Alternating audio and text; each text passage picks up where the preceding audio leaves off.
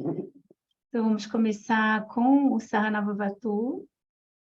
Quem souber de casa pode cantar também. É bem-vindo. Só vamos tentar manter o microfone fechado, tá? Om Sahanavavatu Sahanau Punaktu Saha Viryam Karavavahai Tejasvinavadhitamastu Mavit Vishavahai. Om Shanti Shanti Shanti. E agora o mantra Patanjali, reverenciando o mestre, que nos proporcionou esse texto, esse Shastra. Yogena Chittasya Padena Vacham Malam Sharirasya Chavaidjakena Yupakarotam Pravaram Muninam Patanjalim Pranjaliranatosmi Abaho Purushakaram Shankachakrasidharinam Sahasrashirasan Shvetam Pranamami Patanjalim. Então, assim, para quem está fazendo, quem nunca ouviu, nunca estudou os sutras e quem está vindo fazer essa aula experimental, né, para conhecer, entender o que se fala e como se dá esse tipo de estudo, eu queria lembrar que a gente já estudou o capítulo 1, ele foi todo gravado e ele vai ser disponibilizado numa plataforma da Hotmart no prazo de talvez 2 semanas no máximo. Então, por acaso, quem tiver interesse em continuar esse estudo do capítulo 2, que a gente está começando hoje, e depois, se quiser, pode adquirir lá o curso, o capítulo 1 na plataforma, e ir estudando o capítulo 1 ao seu tempo. O que acontece? Eu sugiro que quem pudesse programar para estar ao vivo, quem quiser ingressar e dar continuidade, é o ideal. Assim, eu falo isso como uma metodologia mesmo para quem está seguindo aqui os ensinamentos do yoga sobre como que a gente funciona, né? Como que a mente humana funciona. Porque tudo que a gente deixa muito solto em relação à mente humana, chega um ponto que a gente não consegue puxar mais. A mente, ela é muito estimulável e hoje o mundo tem muitos estímulos. Então, a gente vai acumulando, né? Quando a mente entende que ela vai acumulando um monte de tarefas ali por fazer, chega uma hora que ela traça ali uma linha em cima e corta, né? E acaba que muitas vezes, e isso é um pouco do assunto do que a gente vai falar hoje, a gente vai começar no primeiro sutra, é um pouco do que acontece às vezes com muitas coisas que a gente deseja, que a gente entendeu intelectualmente que precisa inserir na nossa vida para promover mudanças que a gente julga necessárias, mas se a gente não tiver ali um pouquinho de disciplina, um pouquinho de a gente não criar essa oportunidade para nós mesmos, e se a gente deixa meio que solto na mente, não, eu não vou me exigir muito, eu estou com muitas coisas, muitas cargas, aí a gente acaba nunca conseguindo promover as mudanças. Eu estou falando isso para dar um exemplo da minha sugestão de quem puder para estar ao vivo nas aulas, porque é uma forma da gente ir disciplinando a mente. Estou uma vez na semana, toda quinta-feira, é o meu momento de ir lá ouvir um pouquinho de yoga, né? Da filosofia do yoga ou dos ensinamentos dos Vedas. Mas isso pode servir para outras coisas. Você pode achar que isso não corresponde, o estudo dos sutras agora, a esse momento da sua vida. Esse você pode querer deixar de lado mesmo, mas aí pega carona e leva isso para outras questões. Existe uma fala dentro do meio do yoga que se diz que esse é um ensinamento passado de mestre a discípulo, então toda a linhagem de mestres sempre em várias, né, fontes diferentes na Índia, eles sempre dizem a mesma coisa.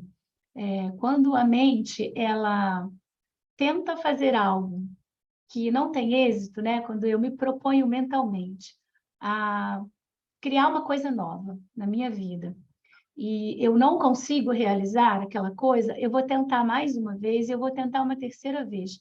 Normalmente, a partir da terceira vez, se a gente não consegue efetivar o nosso propósito, a mente ela tira da mente. A mente ela tira dela própria, né? A mente apaga. Ela, às vezes a gente só vai lembrar desse propósito anos depois. Mas vamos aqui, eu vou agora começar a falar um pouquinho do capítulo 2, né? Está começando agora, algumas pessoas até já estudaram, vão estar reestudando. No capítulo 1, Patanjali, ele falou, o nome do capítulo 1 é Samadhi Padaha. Esse estudo, os Yoga Sutras de Patanjali, ele é composto de 4 capítulos. Minha proposta inicialmente é fechar, eu fiz o capítulo 1 e é fechar esse capítulo 2. Eu tenho o capítulo 3 e 4 já gravados, que também vão para a plataforma da Hotmart, porque quem quiser continuar depois pode adquirir lá. Mas esse 2 eu vou fazer ao vivo. E depois eu vou refazer o estudo ao vivo, mas provavelmente eu vou ficar mantendo ao vivo o capítulo 1 e 2. Por quê? O capítulo 1 e o 2 são os capítulos assim mais interessantes do ponto de vista do estudante, do yoga, do praticante de yoga, e para alguns professores de yoga também que não querem se aprofundar tanto, né? É interessante para um professor de yoga que ele conheça pelo menos uma vez os 4 capítulos, que ele passe por todo o estudo. Mas o capítulo 1 e 2, eles são mais objetos de desejo maior, né, do estudante, porque eles têm toda a essência do que Patanjali ele quer ensinar nesse texto, né? Todos os ensinamentos de Patanjali, a gente pode dizer que estão já constituídos nesses 2 capítulos. Mas aí os outros 2, eles são repetitivos? Não. O que acontece com o capítulo 3 é que ele vai falar das conquistas adquiridas acerca de uma vida de disciplina do yogi. Aquele yogi que se dedica maximamente, que leva uma vida de yoga, né, praticando o que a gente vai começar a estudar agora aqui no capítulo 2, as disciplinas, mergulhando profundamente nas práticas que vão ser ensinadas, ele vai, a um certo tempo da vida dele de prática, de uma vida de disciplinas, ele vai adquirindo certos poderes, entre aspas. Siddhis significa literalmente poderes, e é o nome do 3º capítulo. E aí ele vai listando, Patanjali vai listando ali, mas ele próprio, Patanjali, no 3º capítulo, ele fala diversas vezes que não é para o yogi se prender a esses siddhis, né? A essas habilidades, ele vai tendo umas capacitações diferenciadas em relação às outras pessoas que não fazem as disciplinas. Mas isso não é o mais importante, isso é muitas vezes uma armadilha para aquele yogi que está buscando a liberação. Porque o yogi que está buscando a liberação, muitas vezes ele consegue, né, se perceber com umas capacitações diferenciadas, ouvir sons, perceber pensamentos em outras pessoas. Isso não tem nada de extraordinário, se vocês estudarem o capítulo 3, vocês vão ver nisso.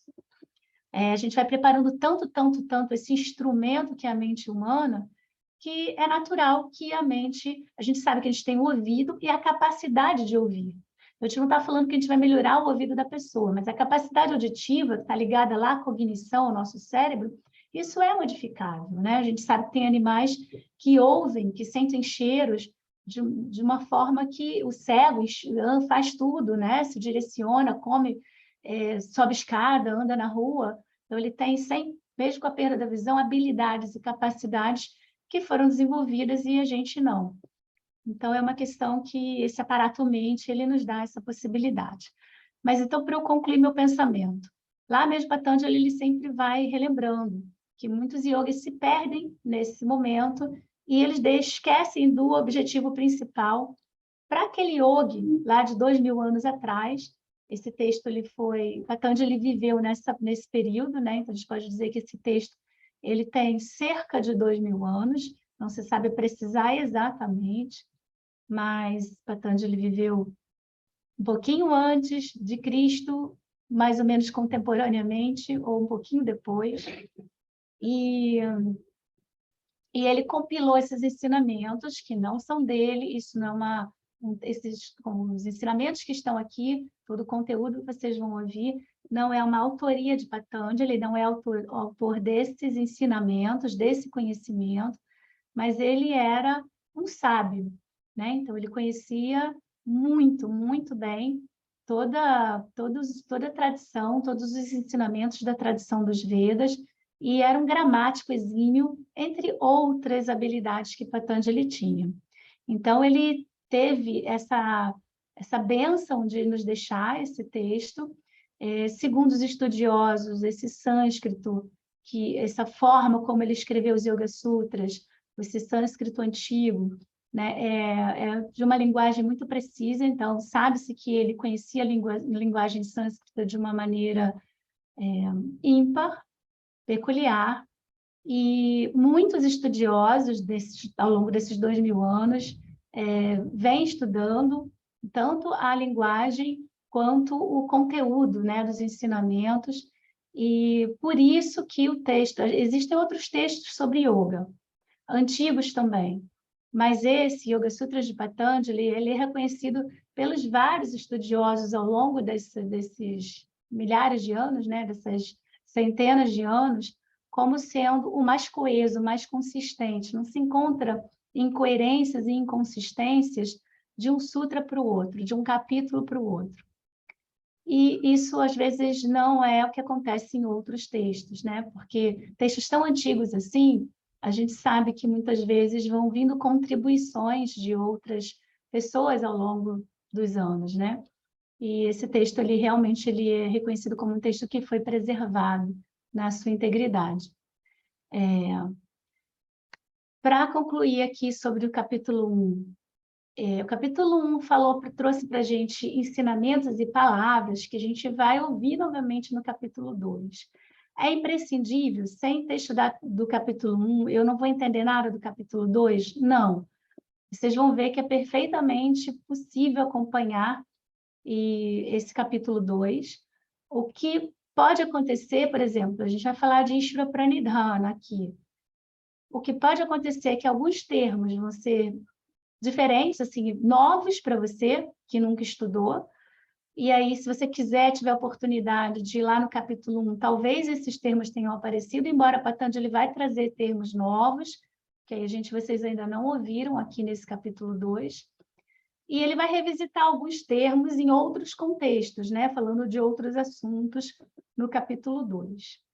Então, no capítulo 1, o primeiro capítulo ele chama-se Samadhi Padaha, então o assunto principal é o Samadhi, é o estado de absorção da mente, é o estado que se atinge, né, em níveis de meditação real e profunda, naquele momento em que o yogi, o meditador, ele realmente consegue reconhecer o eu absoluto, ele se desidentifica desse mundo dual, da sua personalidade dual. Ele destrinchou para a gente, ele falou as várias formas de samadhi, os vários tipos, as várias maneiras de chegar no samadhi. Ele falou também um pouco sobre apego, desapego, sobre repetição. Então, ele deu algumas bases ali, falou bastante sobre a mente humana, mas, como eu disse antes, eu acredito que eu comecei a estudar as Yoga Sutras, né? Uma das muitas vezes que eu estudei, que eu fui reestudando, quando eu comecei a primeira vez que eu estudei, eu comecei pelo final do capítulo 2, é onde estava o curso, eu entrei. E depois eu fui lá e comecei capítulo 1, cheguei onde eu tinha começado e fui fazendo estudo ciclicamente, algumas vezes. E é isso. Agora a gente vai começar, tá? Eu vou, então, dar só uma breve introdução do que a gente vai ver aqui nesse capítulo 2 e vou compartilhar, então, com vocês a tela. E aí vou pedir que alguém, só uma pessoa basta, mas se vários abrirem ao mesmo tempo, não tem problema. me faça o favor de confirmar se vocês estão vendo a tela direitinho, tá?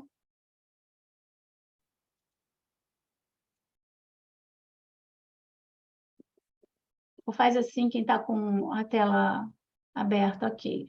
Está vendo só a tela ali, né, dos Yoga Sutras, capítulo 2. Ok. Esse capítulo 2, muitas pessoas dizem que é a essência desse livro, desse texto, porque muitas coisas importantes, realmente importantes, para o yogi, para o professor de yoga, vão aparecer aqui, no 2. Ele vai falar, Patanjali vai falar dos kleshas, agora talvez hoje a gente já ouça falar dos kleshas, a gente já chegue lá nesse sutra, né? Ele vai apresentar para a gente, os kleshas são fontes de sofrimento, são formas, né, vrittis, movimentos que a gente tem na nossa mente e que são geradores de várias formas de sofrimento na nossa vida. Ele vai falar sobre os 8 passos do yoga, o Ashtanga Yoga, né? Ele vai trazer os obstáculos para a gente conseguir seguir uma vida de disciplinas, né? Praticar, trazer para a nossa vida as práticas que ele vai apresentar e sugerir aqui para a gente. Ele vai mostrar o que é o obstáculo, e isso é muito interessante, porque a gente vai começando a trazer para a observação da nossa vida diária e vai percebendo que esses obstáculos que ele listou anos, milhares de anos atrás, são os mesmos obstáculos que a gente encontra na nossa vida moderna, contemporânea. E a gente reconhecendo isso, a gente vai tendo mais o que fazer, né? Quando a gente desconhece, às vezes a gente não sabe por onde começar. Quando a gente sabe o que é obstáculo, mesmo que a gente ainda não consiga transpor o obstáculo, mas olhar para o obstáculo já é muito significativo, já é o primeiro passo a ser dado. Então, esse capítulo ele se chama Sadhanapada. Acho que eu não fiz um slidezinho para isso, mas ele se chama Sadhanapada, que sadhana é o meio, né? É uma forma, é um caminho para a gente alcançar aquilo que é a nossa meta. Então, se eu tenho um propósito, se eu tenho uma meta, seja em relação ao que quer que seja na minha vida, eu vou precisar traçar um caminho, né? Uma forma para eu chegar lá e alcançar, atingir esse objetivo. Então, o nosso estilo de vida, o que ele vai dizer aqui, se a nossa meta é uma mente mais calma, pode nem ser moksha, a liberação, que é o propósito dos Yoga Sutras de Patanjali, o objetivo desse texto, mas a gente está falando de um contexto de yogis que viviam na era passada. Então, hoje em dia, a gente pode não ter tantos yogis com esse propósito, mas nós somos yogis que queremos, com certeza, ter uma mente mais calma, né? E aprender a gerenciar melhor as nossas emoções e os nossos sentimentos. Então, essas disciplinas vão servir para a gente nesse nosso objetivo. Então, o estilo de vida, ele vai ter que ser coerente com aquilo que a gente estabelece que é a nossa maior meta, né? Não adianta eu estabelecer uma meta se eu não buscar, né, entender que mudanças e modificações eu vou ter que trazer para a minha vida, com toda a compaixão, com toda a paciência, com toda a tolerância com relação a mim mesmo, mas vai ser importante eu buscar entender que algumas transformações vão precisar acontecer no meu estilo de vida. E a meta maior aqui é sadhya, né? Nesse texto, é moksha, é o samadhi. Mas para a gente a meta maior pode ser ter uma mente tranquila. Deixa eu só mutar aqui. Então, todas as coisas que vão nos levar a essa preparação, Patanjali vai falar nesse segundo capítulo. E qual é, então, a sadhana, né?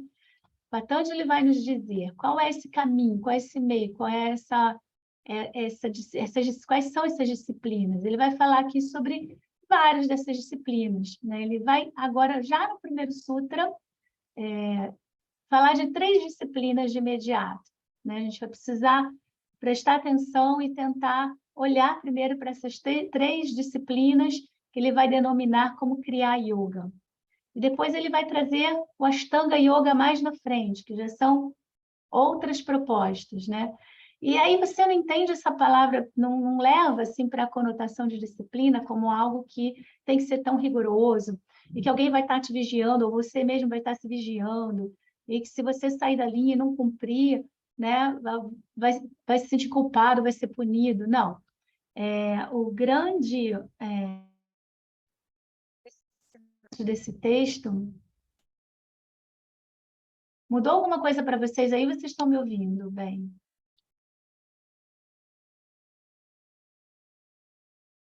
Mônica, você está me ouvindo bem ainda? Porque eu... Ok. Vi um aviso aqui na minha tela e me gerou uma Estou confusão. ouvindo sim, Gláucia. Não, estou te ouvindo bem, eu apenas saí um pouquinho porque começou a chover, eu tive que fechar a janela. Não foi isso não, é que apareceu na minha tela um aviso sobre alguma Ah, coisa que estava desconectando, eu fiquei aqui insegura. Mas vamos lá, não, seguir. tranquilo, está ótimo, não interrompeu nenhuma vez. Glaucia, eu acho que é o seu vídeo, porque eu não estou vendo a sua imagem, só uma foto sua. Então é isso. Então foi esse o aviso. Perfeito. Voltei.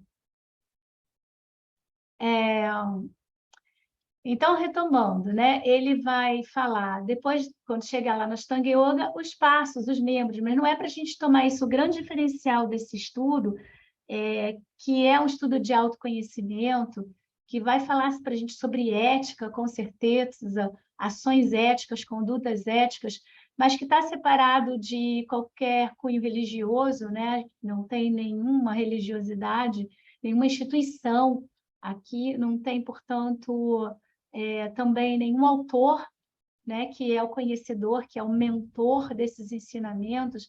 Então, não há nenhuma forma de cobrança, né? Isso são as sugestões, foi o que o Patanjali compilou dos ensinamentos, generosamente colocou tudo aqui para a gente e ofereceu para a humanidade essa possibilidade de quem quiser conhecer esse script e tentar, de alguma forma, inserir no seu estilo de vida, porque os resultados vêm, com certeza eles vêm.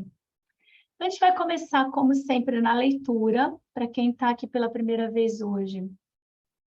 Eu faço a leitura dos termos aqui, do sutra em sânscrito.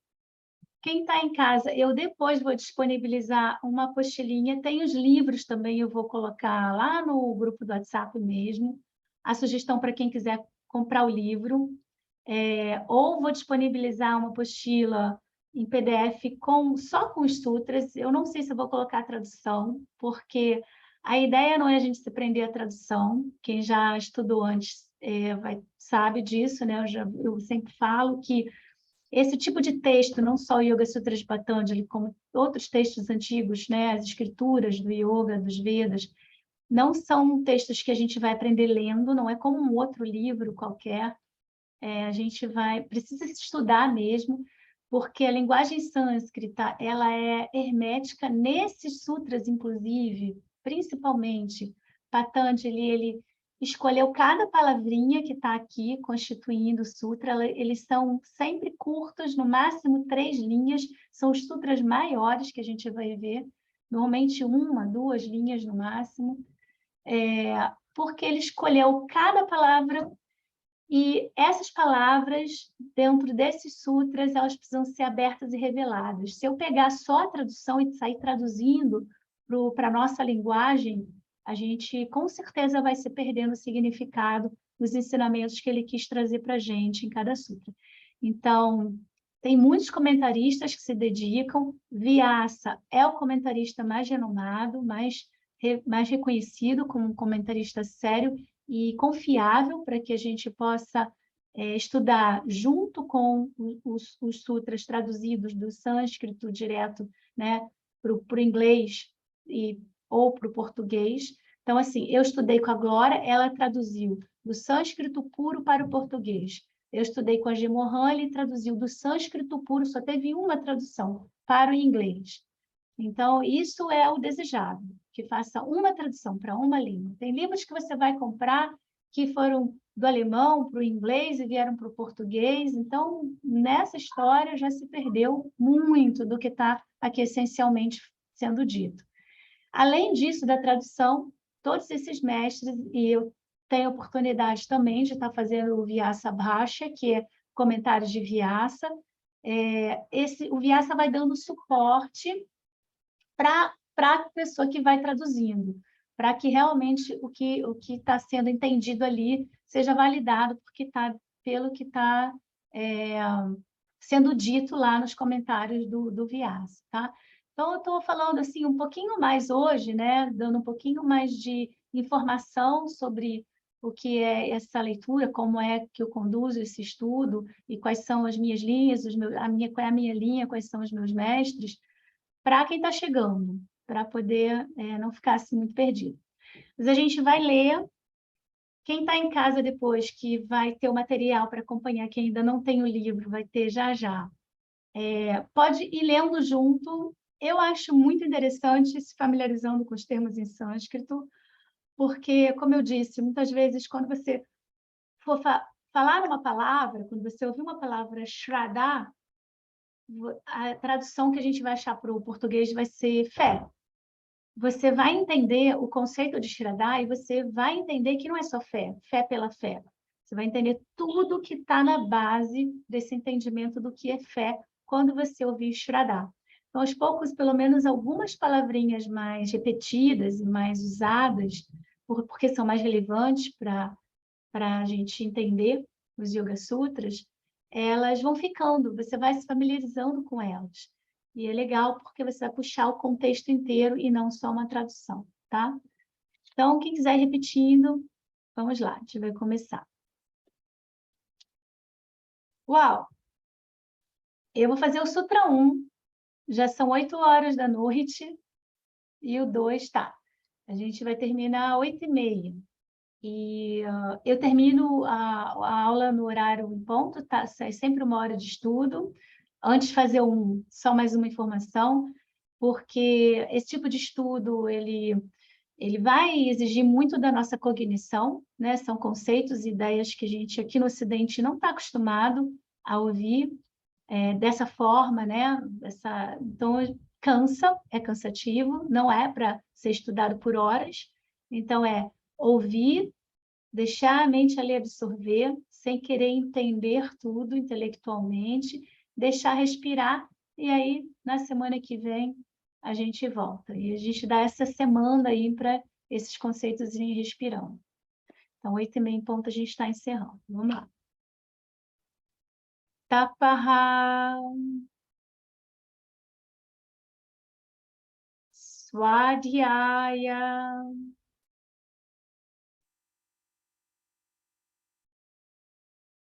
Ishvara Pranidhanam Kriya Yogaha.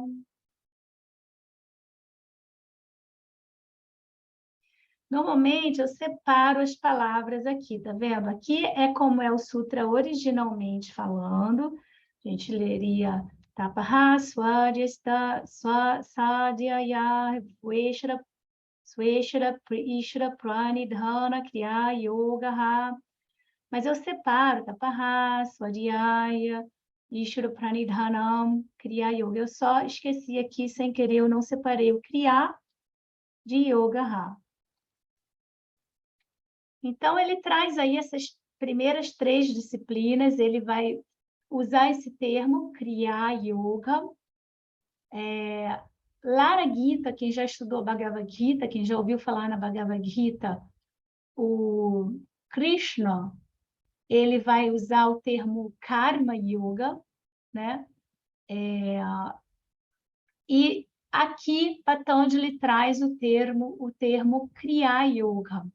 Karma Yoga, Kriya Yoga são sinônimos, tá?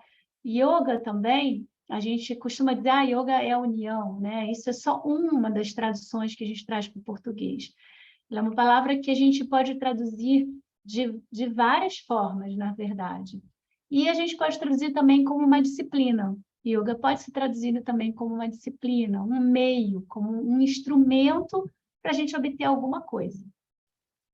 E Karma Yoga é esse instrumento, ou Kriya Yoga. Então, é uma disciplina que está ligada à sua ação, a uma ação que você vai fazer, a uma atitude na ação. Então, a palavra yoga, lembrando, também tem esse sentido de ser uma denominação. Porque lá na Gita, quando você vai ver os títulos dos capítulos, tem um capítulo que se chama Arjuna Vishada Yoga Namaha. E se a gente for traduzir, vai ser o sofrimento de Arjuna. Então, esse Yoga Namaha significa esse capítulo se denomina, essa sessão se denomina Arjuna Vishadaha, o sofrimento de Arjuna. Então, não significa que yoga é um sofrimento, né? A tradução não é essa, não ia ter sentido. Então, Yoga Namaha, esse capítulo se denomina Arjuna, o sofrimento de Arjuna. E ainda lá na Gita, vai ter a mesma coisa no capítulo 3, que se chama Karma Yoga Namaha. É um capítulo que se chama denominado ação. Esse capítulo se chama ação. Aqui, então, é a mesma coisa, tá?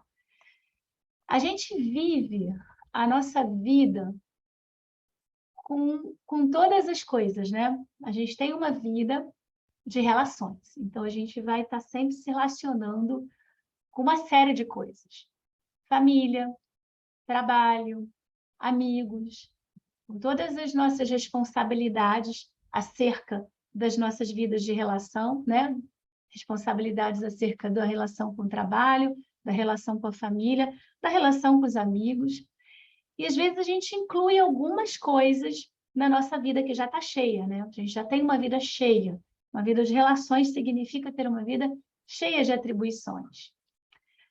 Lá na Gita, o Krishna diz que a gente deve incluir uma atitude frente às nossas ações.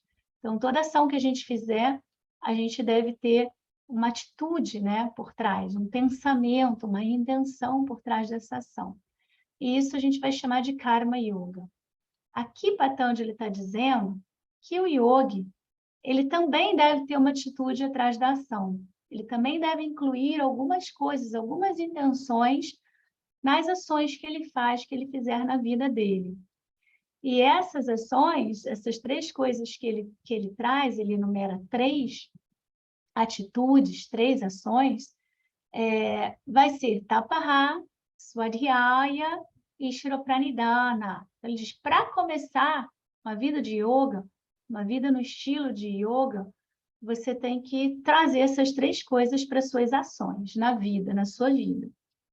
Então, são essas 3 coisas que a gente vai incluir na nossa vida do dia a dia. Então, o que é importante entender nesse primeiro sutra, que não são coisas que eu vou fazer de vez em quando, né? Ele está sendo claro nesse sutra, colocando como algo que a gente vai buscar inserir no nosso dia a dia. É todo dia, a todo tempo. Tentar se relacionar, né, com a vida dessa forma. Então, que coisas são essas, né? Quais são essas 3 coisas que ele propõe que a gente vai incluir no dia a dia, né?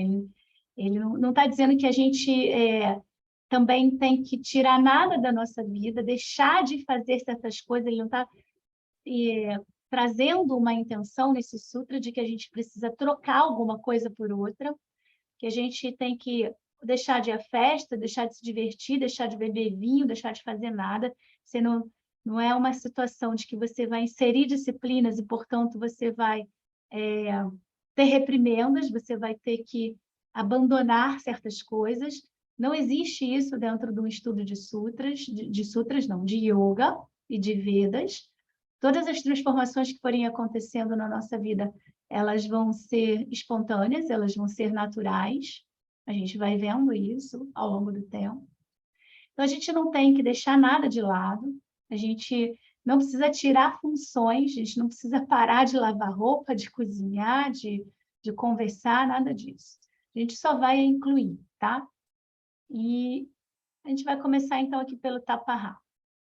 Tapaha, essa palavra, ela é muito traduzida como disciplina, né? Disciplina pela disciplina. Não, eu tenho que ser disciplinado, E às vezes, muitas vezes, numa conotação assim de uma dureza, né? De que eu tenho que sofrer, né? A tradução que é um pouquinho mais palatável, que dependendo da relação que você tem com essa palavra, não vai ser, seria uma austeridade. O que Patanjali está sugerindo é que a gente se abra para desenvolver um pouco de austeridade em relação a algumas coisas na nossa vida.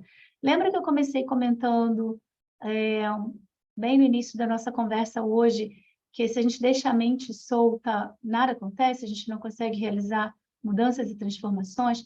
Então, esse taparrá, ele tem a ver com essa austeridade. Com relação a algumas coisas na nossa vida, a gente vai ter que praticar um pouco de austeridade. Se falhou, falhou. A gente percebe que falhou, volta lá e persiste e insiste. Mas que a gente vai ter que escolher alguma coisa para desenvolver esse hábito dessa disciplina, né? Então, a disciplina de tapas, muitas vezes você vai ouvir esse nome, essa palavrinha como tapas, tá? Ela depende muito do sânscrito, da tradução que vai chegar para você.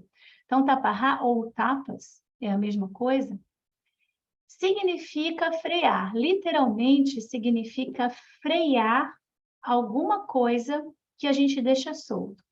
Então, se a gente sabe que tem coisas na nossa vida, que a gente já entendeu que vão ser importantes para a nossa mudança, e a gente sabe que não está conseguindo frear, não está conseguindo ter aqui na nossa mão, que a gente está deixando solto, então a gente vai tentar buscar escolher uma dessas coisas, não tudo ao mesmo tempo, tem que ser um passo de cada vez.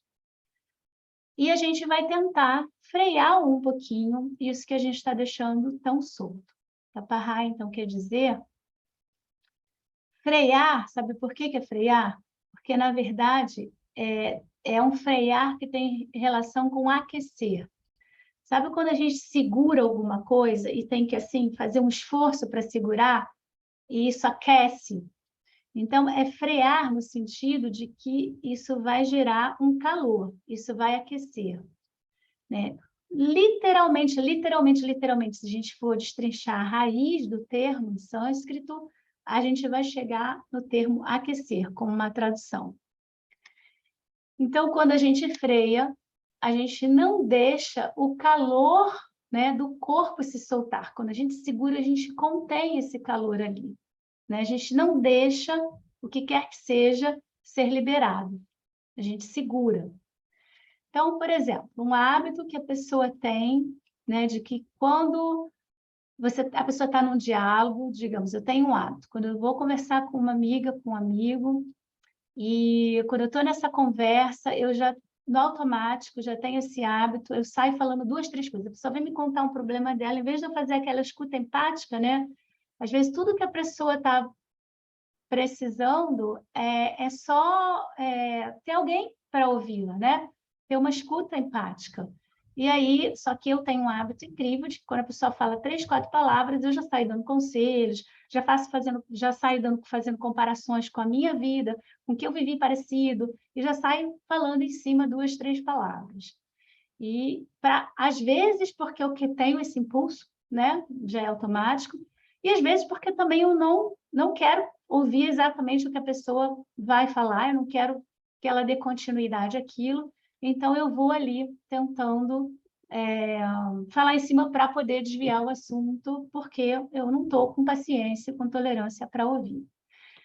Então, se eu sei que eu reajo assim, é um hábito, é um samskara, uma vassana, e eu já entendi intelectualmente que, poxa, eu gostaria de ser uma pessoa mais empática, de fazer um pouquinho mais de escuta empática, eu gostaria de mudar um pouco isso em mim.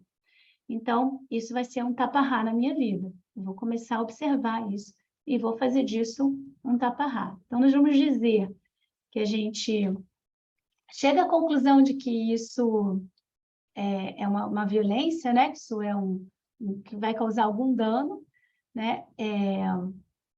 Então, essa pessoa ela pode agir de outra maneira, ela pode evitar essa maneira de atropelar a fala do outro, ela pode ficar tentando, então, frear esse impulso. E nessa prática, quando a outra pessoa vai chegar para a conversa precisando de uma escuta empática e ela disser alguma coisa, eu que sou essa pessoa que já tem essa tendência, que eu quero frear, eu quero fazer tapas em cima disso, eu vou ter que segurar firme esse impulso. E é um impulso forte, porque já está comigo há anos, toda a minha vida. Então, eu vou ter que frear, segurar firme e colocar aquele impulso, essa energia toda, né? Que já é um samskara, já se tornou um hábito ali arraigadíssimo dentro de mim, em algum lugar. Não vai ter jeito. Vou ter que colocar em algum lugar. Eu vou ter que controlar. E ele está falando de controle mesmo, gente. Não é para a gente sair se controlando em tudo, mas é no que a gente decidiu intelectualmente. Não é para a gente sair engolindo sapo em relação a tudo. Não é isso que é taparrar. Mas é em relação àquilo que a gente decidiu, que a gente quer essa transformação. Não vai ter jeito, tem que segurar aquilo que eu ia dizer, aquele impulso que eu ia dar. E eu vou segurar e vou ter que botar em algum lugar, né? Em algum lugar eu vou ter que botar. Onde eu vou botar isso? Vai ficar dentro de mim. E aí, por isso que aquece. Por isso que taparrá tem esse sentido, é aquilo que aquece. Isso tudo que eu guardo, né, gera um calor dentro de mim, né, gera uma represa. Então, essa energia que sairia no impulso, no automático, ela não sai, ela vai ficar ali naturalmente. A mente já avaliou, já entendeu que é melhor não reagir mais assim, então eu vou segurar aquilo. Existe um aquecimento que se estabeleceu no meu corpo por causa disso. Isso é em relação à minha fala, em relação à ação, ou em relação só ao meu pensamento. Mesmo que eu segure só o meu pensamento, né, que eu não... Se quiser fazer pergunta, pode interromper, tá? Como eu disse antes. Só abre o microfone, interrompe e depois fecha de novo. Isso vai gerar esse aquecimento, não tem como, mesmo que seja só no pensamento, que eu não fale, se eu tiver aquele impulso de pensando com desejo de falar, também vai gerar um aquecimento, porque eu estou segurando, né, esse impulso que vem do pensamento, não chega na ação. Então, eu vou conversar internamente comigo mesma, vou respirar fundo, vou usar meus recursos internos, vou me acalmar, vou tentar transmutar os meus pensamentos, vou tentar gerenciar os pensamentos em relação a essa pessoa, tentar entender que, poxa, mas olha só que legal, cara, eu poder estar dando oportunidade para essa minha amiga, daqui a pouco sou eu que estou precisando de uma escuta empática, vou usar os meus recursos naquele momento. Então, taparrá, é você pegar algo que você faria, em outras palavras, facilmente, porque você sempre fez desse jeito, mas você mesmo, resolveu não fazer mais, né? Porque atribuiu novos valores à sua vida. E nesse exemplo, né? Porque não deixa de ser uma agressão, né? Uma coisa violenta, você sair atropelando o outro que chega ali precisando tanto de falar algo. Então, porque você não quer se agitar, então você vai segurar, né? Ou porque você não quer agir desse jeito, ou porque você não quer se agitar, você vai segurar. E tendo segurado, ficou represado em mim. Tá, a gente sabe. A gente precisa fazer alguma coisa com isso. Então, essa energia toda que você segurou, você conscientemente sabe que você segurou, ela vai ter que ser liberada de alguma forma. Então, sabendo disso, você, de repente, chega em casa, procura alguém na sua casa, vê se alguém está a fim de te ouvir, e você bota para fora, não em cima da pessoa, né? Você fala um pouco do que você sentiu, você fala um pouco do que você não pôde falar ali naquele momento, né? Foi difícil para mim, eu tive que segurar. Você põe para fora, vai tomar um banho de água gelada, vai dar um mergulho, toma um chuveiro gelado, dá um mergulho no mar. Então, de alguma forma, como você fez isso deliberadamente, esse tapas, você vai buscar o meio adequado para liberar essa energia. Então, ninguém está dizendo que você vai ter que ficar com essa energia guardada aí, tá? Você pode fazer ações, correr, gritar, vou dar uma corrida, vou dar uma nadada. E nisso você vai conseguir liberar essa energia, tá? Tudo isso que eu falei é importante você entender que é o que significa taparrá. Então, se eu deixo você só com a tradução, tapas, taparrá, disciplina, você vai fazer uma disciplina, é pouco, né? A gente não vai conseguindo compreender as profundezas de todo um contexto, toda uma atitude mental, de tudo que está por trás desse, é um conceito, na verdade, né? e não o significado de uma mera palavra. E aí tem a segunda disciplina, que é Swadhyaya, que Patanjali apresenta para a gente logo de início, né, que a gente vai fazer. Swadhyaya é o estudo, é bem simples, não tem muito o que falar de Swadhyaya. Então, algo que a gente já vai trazer dentre aquelas 3 coisinhas para ter uma vida de yogi é a gente começar a introduzir o estudo na nossa vida. Qualquer estudo? Não, não é qualquer estudo. A gente pode estudar, né? Eu vou aprender a fazer jardinagem, eu vou aprender a pintar, eu vou para uma aula de artes, tudo bem, a gente traz tudo quanto é estudo que nos inspire a viver melhor nessa vida. Mas o estudo que ele está falando aqui é o estudo sobre eu, né? Sobre a minha mente, é o estudo do autoconhecimento. Então, a pessoa vai trazer para a sua vida de yogi o estudo sobre si, né? Dentro desse contexto da tradição dos ensinamentos do yoga, da visão védica. Então, é focar no estudo, é ter um tempo, separar um espaço na sua vida para você conseguir focar um pouquinho também no estudo, trazer o estudo para a sua vida. E Ishvara Pranidhana. Ishvara Pranidhana a gente pode pegar, de cara assim, um termo em português, seria eu reverenciar, né? É uma reverência. E Ishvara foi um termo já bastante explorado no capítulo 1. Então, quem quiser relembrar e tiver ainda, quem fez o capítulo 1, tiver aula, vai lá, está no Sutra 23, se eu não me engano. E quem não estudou ainda o capítulo 1, pode, tendo oportunidade, eu vou avisar quando o estudo todo do capítulo 1 estiver disponível. A pessoa pode ir lá, se quiser, pode ir direto no Sutra, né? Que vai estar em blocos, as aulas vão estar em blocos, e vai lá dar uma revisada. Mas eu vou falar um pouquinho aqui, porque ele está trazendo novamente, então sempre que o termo vier novamente, vai ser explorado de novo. E isso é importante, porque é assim que a gente vai se relacionando com esses termos e se familiarizando também com esses conceitos. Então, Ishvara Pranidhana é a gente desenvolver uma apreciação a Ishvara na nossa vida. Lembra que ele está dizendo que isso é o que a gente tem que trazer para a nossa vida do dia a dia, já de imediato, tá? Então, é incluir Ishvara na sua vida, né? O que é uma forma também de foco. Eu vou começar a desenvolver um foco especial na minha visão de mim mesma, na minha visão do mundo, né? De meditação na vida, ter uma vida meditativa, sempre lembrando de me relacionar com Ishvara. É fazer alguma coisa em relação a isso, o que quer que seja, né? Você pode ter a sua forma de se relacionar com Ishvara, eu a minha forma de me relacionar com Ishvara.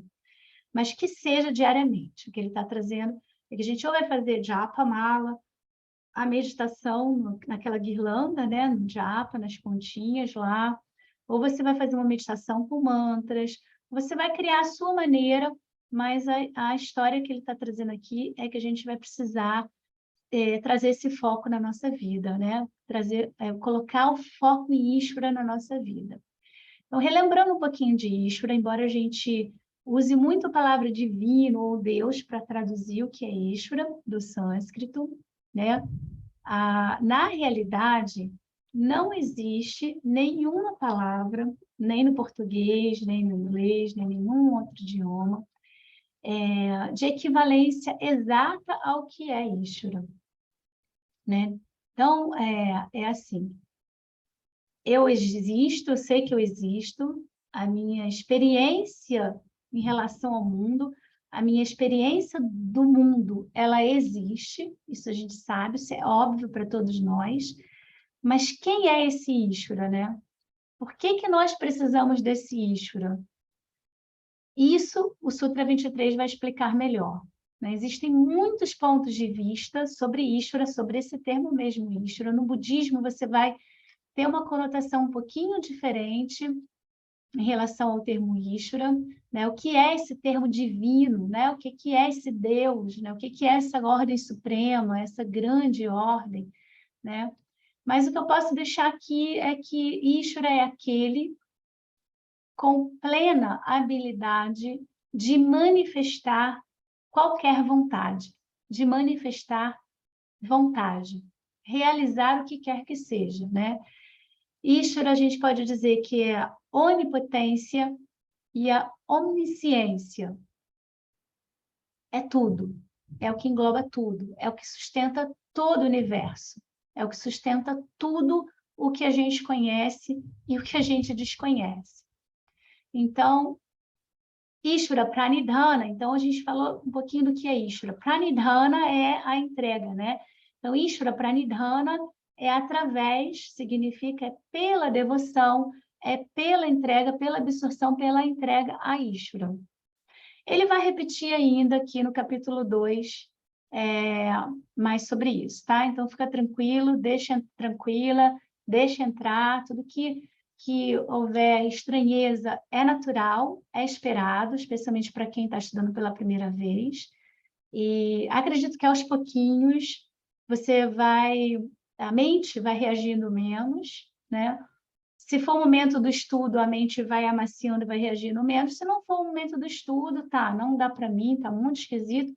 E aí, num outro momento, você pode voltar e vai, né, conseguir se familiarizar mais com esses termos. Mas uma outra tradução para Ishvara, que na verdade não é a melhor tradução, porque existe um termo que é Brahman, que é o absoluto, aquilo que tudo sustenta, que é o iluminado, que é o ilimitado. A gente pode dizer que existe Brahman, é o absoluto, o ilimitado, aquilo que tudo sustenta. E Ishvara é uma representação, né? Uma manifestação de Brahman para a nossa mente humana, que é dual. Então, a gente precisa chamar, a gente precisa disso, até para a gente ter um certo nível de compreensão das coisas. A gente precisa, de alguma forma, ter a dualidade, né? Eu e Ishvara, o Deus, para eu conseguir me relacionar com esses conceitos, esse entendimento, tá? Então, por isso que a tradução mais correta para Ishvara seria o divino mesmo. Então, é dessa maneira, com essas três coisas, né? Ishvara, Pranidhana, Swadhyaya e Tapaha, que essas três práticas a gente vai trazer para a nossa vida, e isso vai se tornar Kriya Yoga, né? A gente vale relembrar que esse termo Kriya Yoga, ele também está ligado a uma prática que ela foi patenteada e registrada pelo mestre Paramahansa Yogananda, né? Ele tem uma técnica que ele patenteou com esse nome e não tem nada a ver com essa Kriya Yoga aqui, tá? Kriya Yoga é um nome registrado para essas práticas que Yogananda ele criou, que é com mantras, com meditação e outras coisas mais. Então, Patanjali começa esse segundo capítulo trazendo esse estilo de vida, esse Kriya Yoga, as coisas que a gente faz, embora Ishvara Pranidhana não seja exatamente uma ação, né? Coisas que eu vou fazer, tapas sim, Swadhyaya também, né? Eu vou trazer o estudo. Ishvara Pranidhana não é exatamente uma ação, é uma relação que eu vou desenvolvendo, vou começar a apreciar o mundo e as coisas a partir dessa perspectiva, né?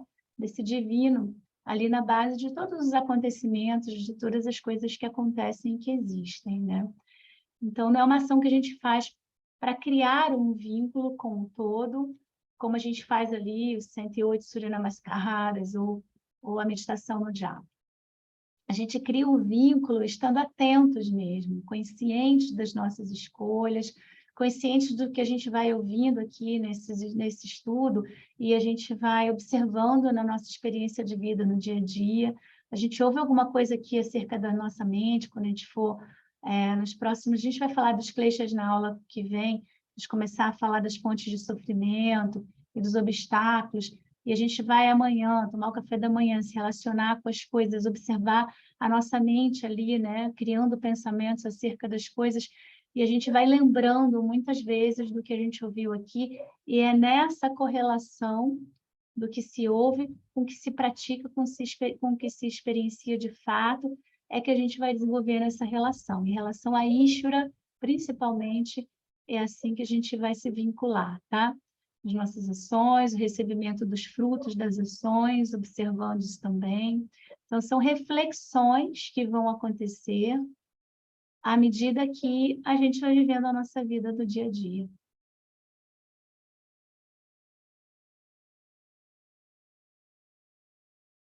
Eu sempre encerro a prática invocando 3 vezes o OM, as aulas. Nessa invocação dos 3 vezes o OM, eu coloco uma intenção a cada invocação, e depois o Shanti, Shanti, Shanti, paz, paz, paz. E convido vocês também, se quiserem encerrar comigo, a trazerem essa intenção, né? O OM, Pranava OM, ele vai aparecer. Aqui nos sutras também a gente vai poder falar sobre ele. Então, inspira.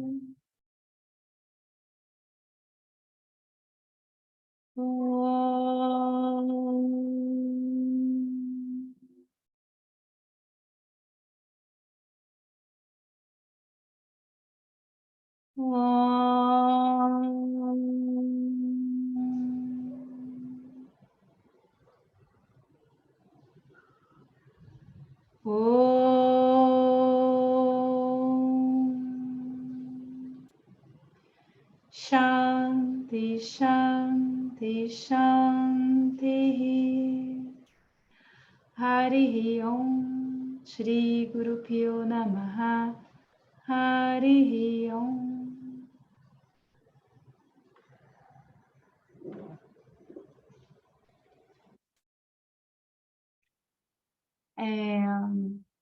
Eu acho que eu encerrei a gravação, deixa eu só conferir.